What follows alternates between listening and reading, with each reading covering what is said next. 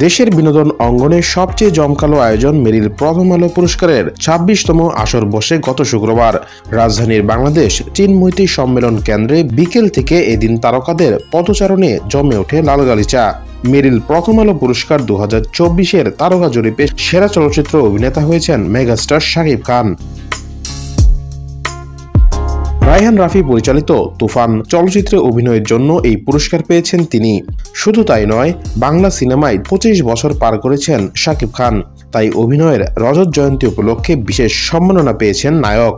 এদিন শাকিব খানের হাতে বর্ণাঢ্য কর্মজীবনের রজত জয়ন্তীর বিশেষ সম্মাননা স্মারক তুলে দেন স্কয়ার টয়লেট্রিজের ব্যবস্থাপনা পরিচালক অঞ্জন চৌধুরী ও নির্মাতা মতিন রহমান।